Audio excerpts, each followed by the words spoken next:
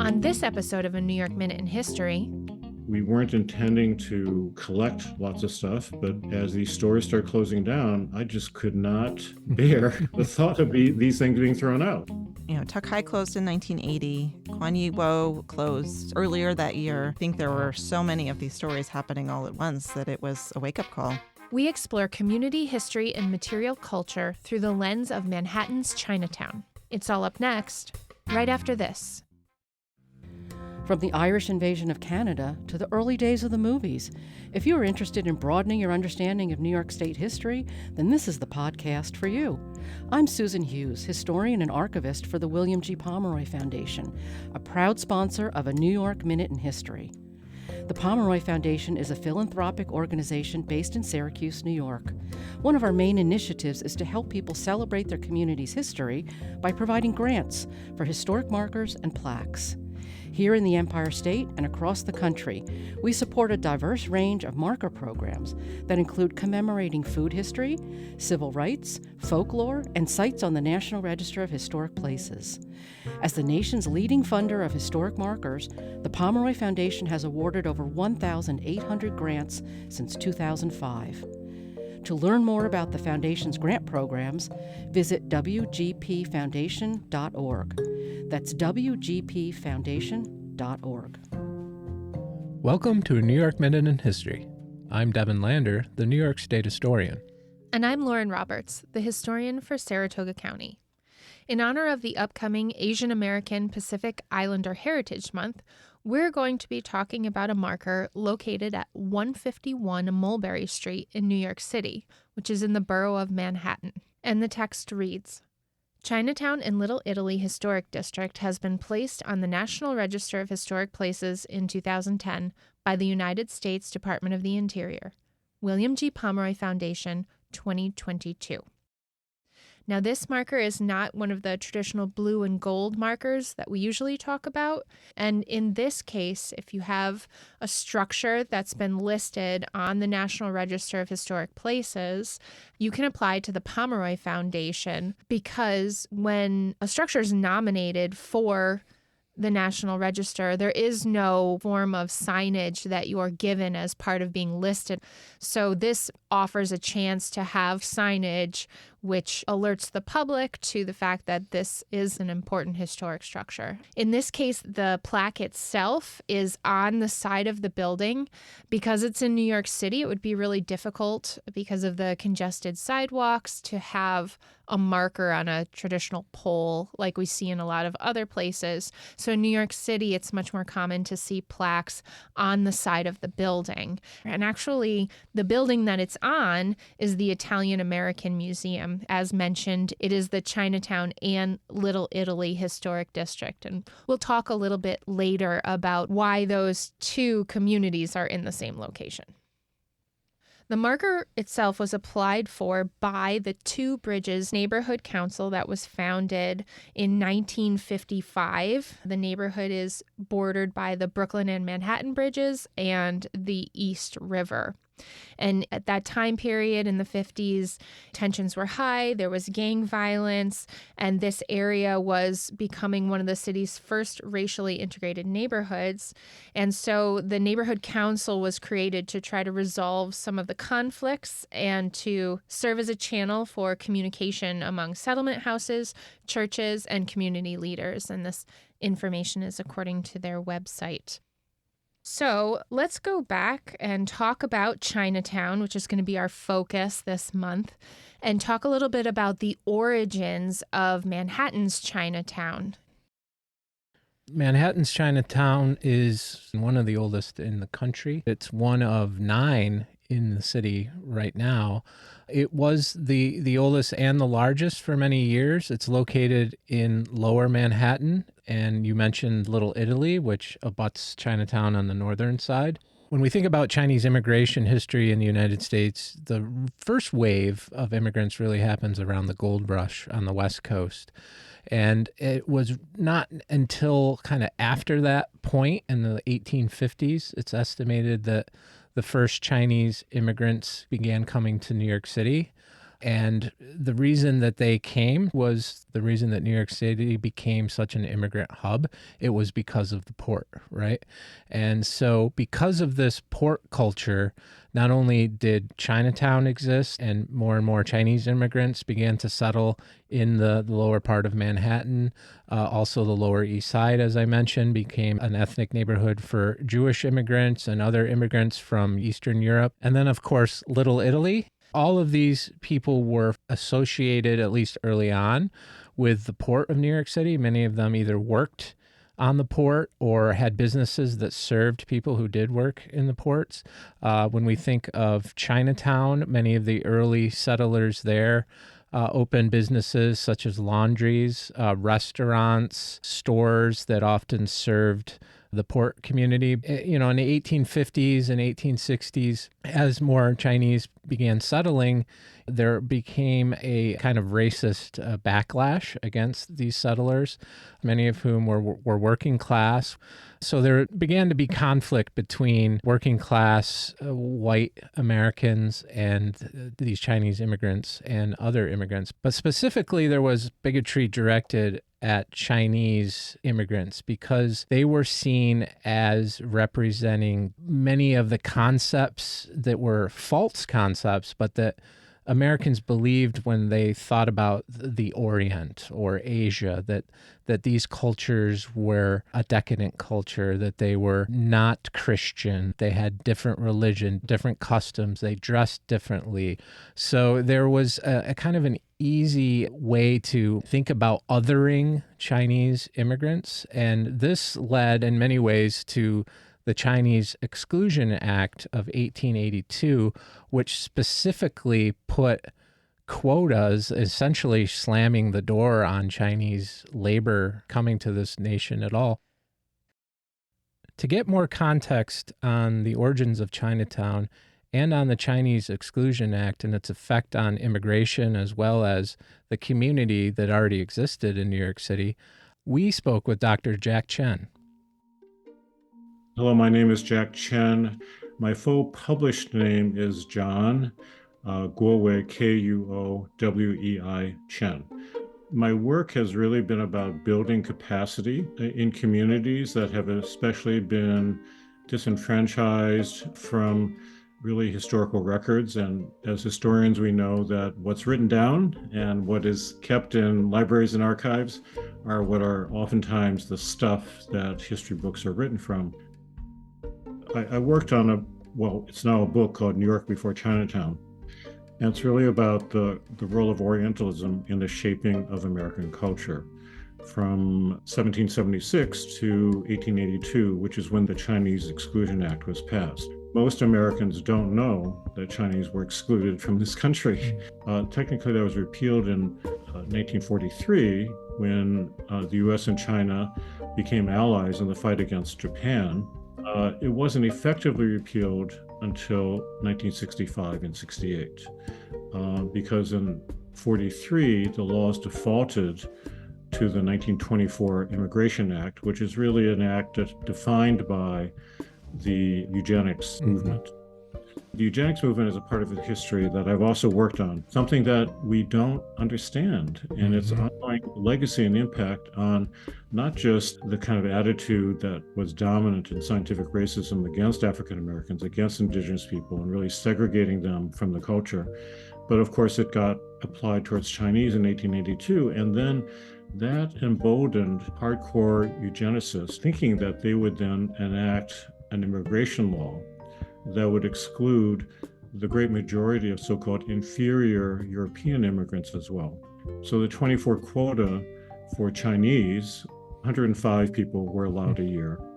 And so from technically the repeal of the exclusion law, the immigration policy was defaulted to the eugenics laws. So those were not changed until 65 and 68. I go into detail because these historical forces have tremendous influences on not just whether Chinese or Asian Americans were acknowledged, but also the history collections themselves and the history profession themselves and what's collected, what's ignored. And if Chinese are excluded from this country, they're not thought to be worthy of citizenship or could be citizens.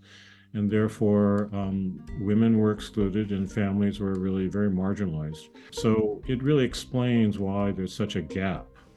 It's an intellectual kind of black hole where these were people who just didn't quite count, and therefore they were not part of the collections.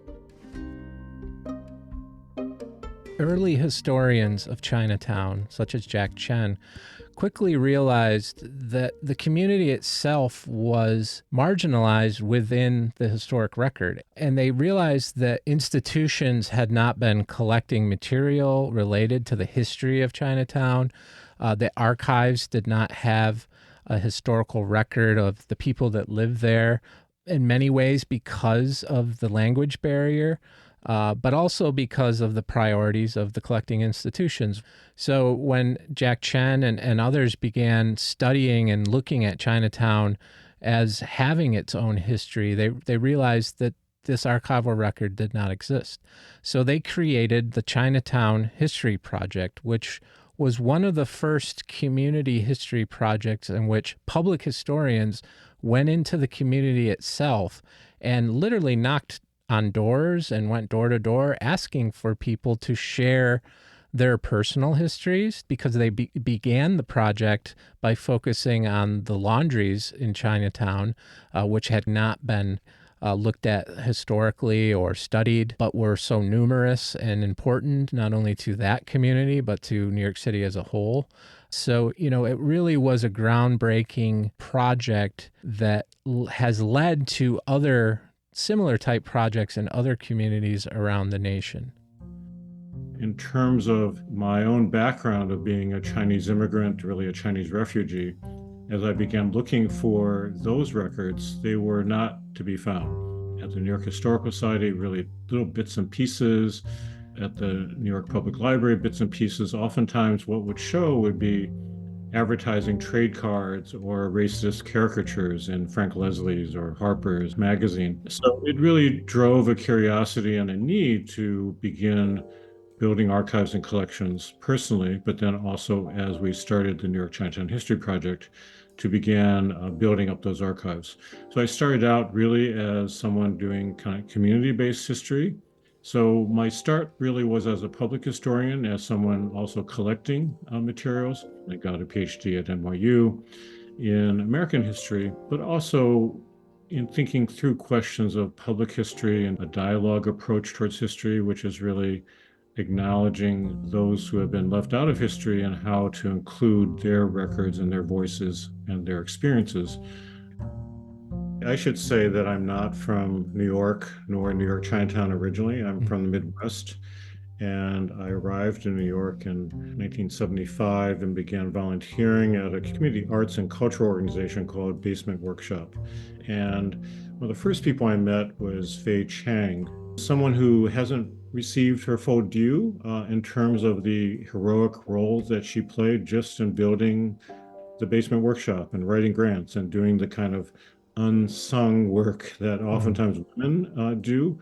But in particular, she was also this fantastically talented poet and visual artist. So it turns out that besides those qualities about her, she was also the daughter of a laundry family. So I began really thinking deeply about, well, what does it mean to have been part of the thousands of laundry families that really built up New York's Chinatown? So I had the eyes of an outsider, but also working with people from the community itself. So I began kind of digging deeper and deeper and looking at books, reading, studying, and realized that that history had not been really documented from the community's point of view. So that became the basis of our work. I was able to work with some other folks who are just kind of freshly minted from college to form the New York Chinatown History Project and to write a proposal that actually got a significant sized grant for people who are willing to work for very little, creating a new organization, going into dumpsters. And at the time, our office was on East Broadway, which was kind of a transitional neighborhood area. And it's just at Chatham Square, one of those historic squares that has largely been forgotten by people today. The Bowery goes up from there. The early history of New York is very much the Bowery, where working class folks were living, but also a very intermingled community of African Americans, early Chinese. So what was happening at Chatham Square was that the leases for many of these stores were coming up, and the leases had 99-year leases. So this was a material culture history that was not registering for the New York Historical Society or the Museum of the City of New York. Quite frankly, it was only the local folks who cared about these places because they had been, of course, part of the everyday life. And even then, Olaf's Pharmacy, which is the oldest pharmacy in the city at the time, was just being tossed out. All their storefronts, all the stuff inside.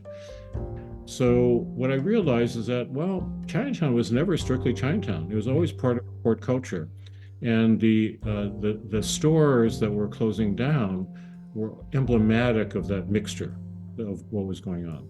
So from the very beginning, we never represented Chinatown as an isolated, segregated community that only cared about itself. It was always intermingled with Irish, with African Americans, with, I heard lots of stories about the Jewish community coming into having meals. We weren't intending to collect lots of stuff, but as these stores started closing down, I just could not bear the thought of these things being thrown out.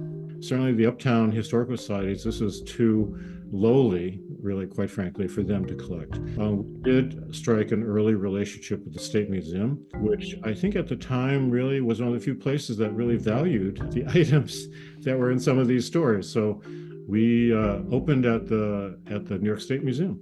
And we also opened at the New York Public Library on 42nd Street before they had a gallery. We were really one of the early shows that happened in their entry lobby area. So we got some great coverage from the New York Times.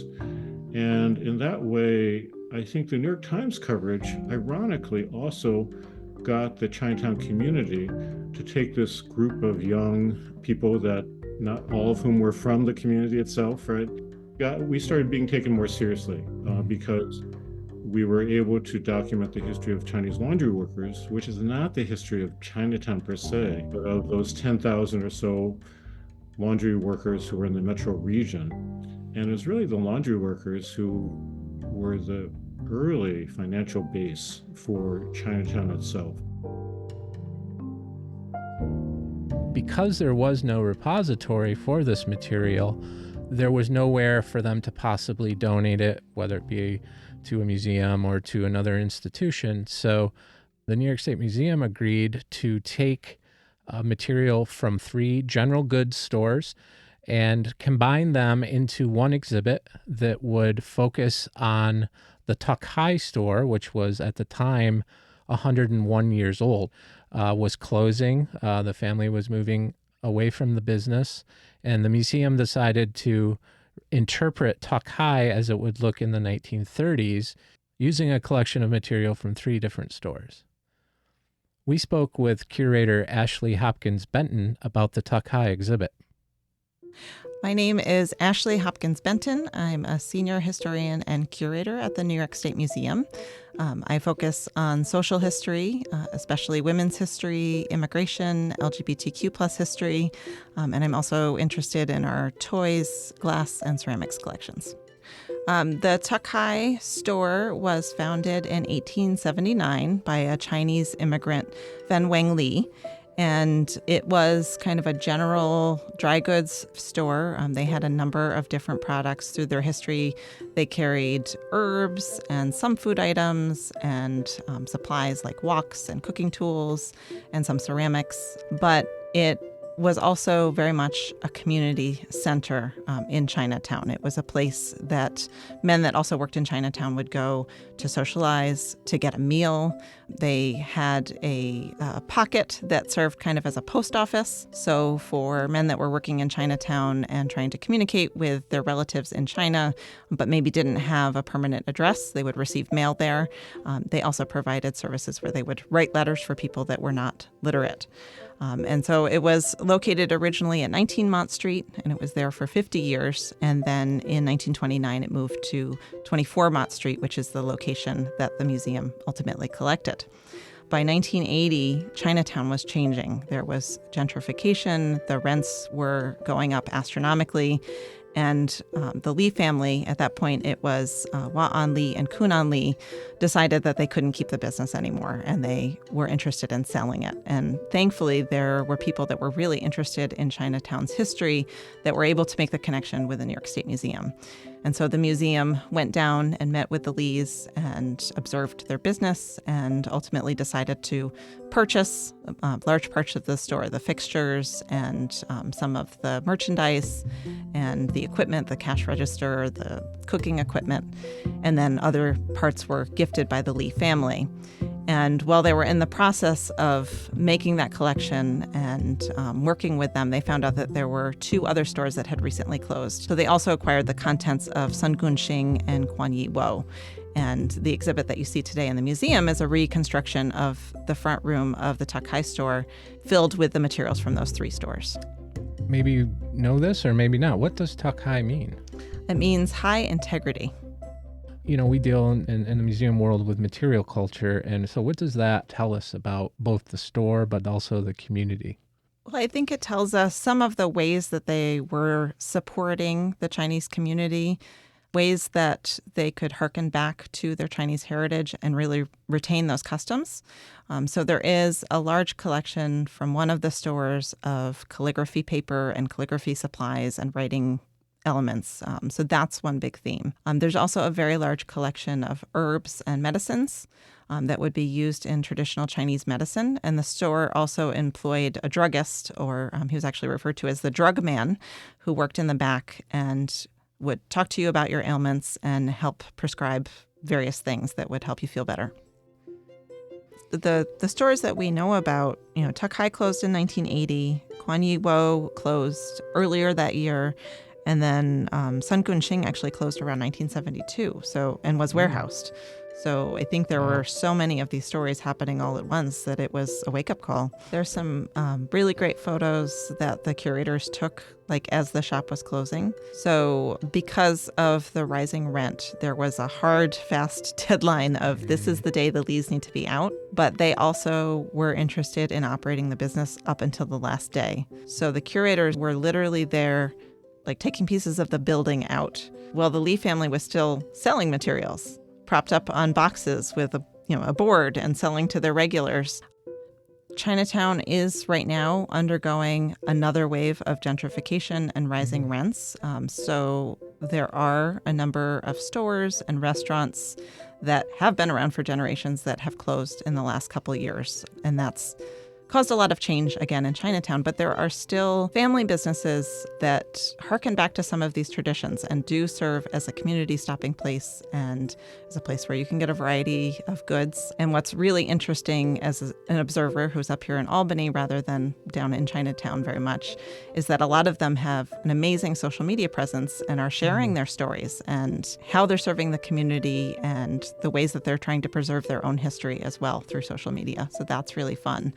So KK Discount is one, which is a really kind of general store that sells supplies for a variety of things, but they've also worked to kind of keep the community together and to share about the good things that are happening in Chinatown. And then another example that I always think about is Wing On Wo, which was actually located just next door to where Tuck High ultimately was located and is now the oldest continuously operating store in Chinatown. And through their WOW project, they're promoting the Chinatown community and keeping it vibrant and the businesses vibrant. When Tuck High came to the museum, there was really a great amount of communication between the museum staff and various people in Chinatown. So not only the Lee family, but the families associated with the other stores and people that were working on Chinatown history. And there is a great trove in our collection of all of the reports that were in Chinese language newspapers when it opened in 1981 in the museum. So that was a great excitement and as I said, continued communication between Albany and Chinatown. There was also a lot of excitement just in the reports that the museum was collecting the space before it was even open. There was a New York Times article, and there were numerous letters from people all over the country, some of whom, as I said, visited Tuck High with their families when they were younger and were just writing to say, I'm so glad you're preserving this history. This is my family memories. But one of those was actually from a gentleman in Albany who had traveled with his family regularly to visit the store. He was writing because he was excited that we were saving it. But he had also read that there was interest in including mannequins in the space, which was an exhibit technique that the museum regularly did to, people or spaces and kind of show the way that people interacted with them.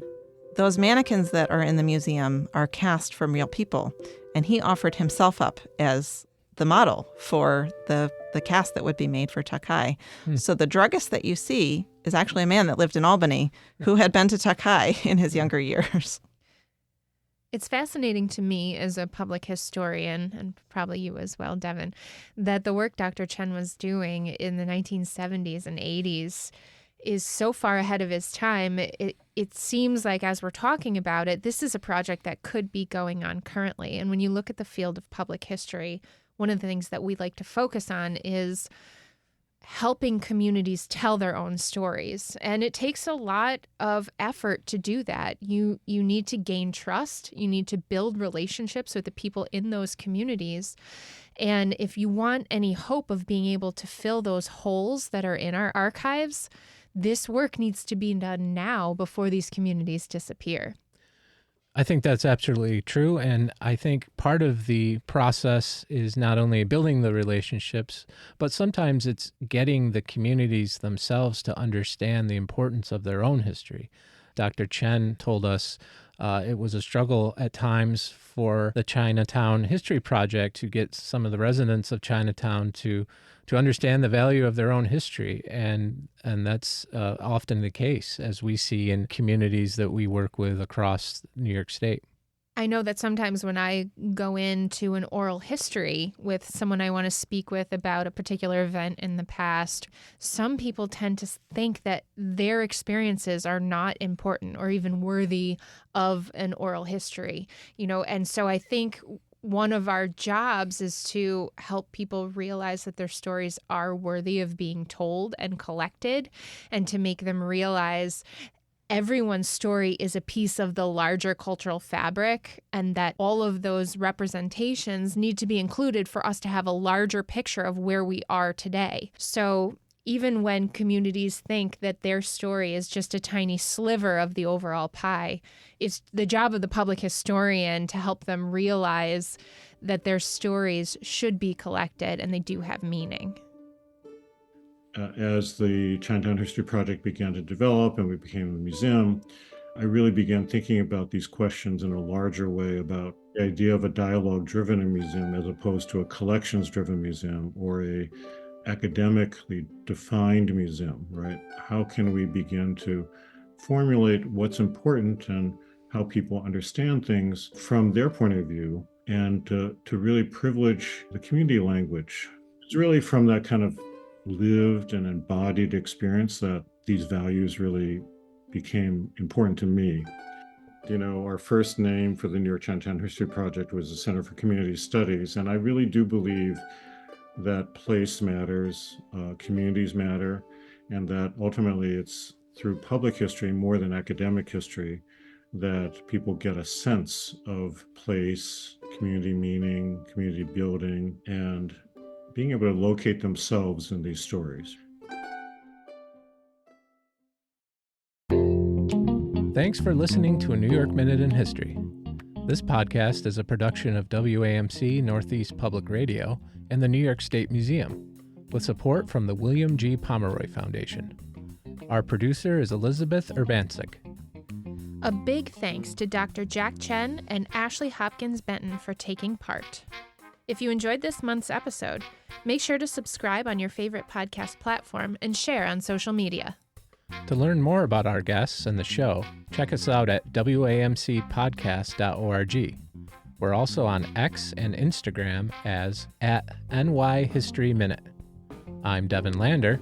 And I'm Lauren Roberts. Until next time, Excelsior!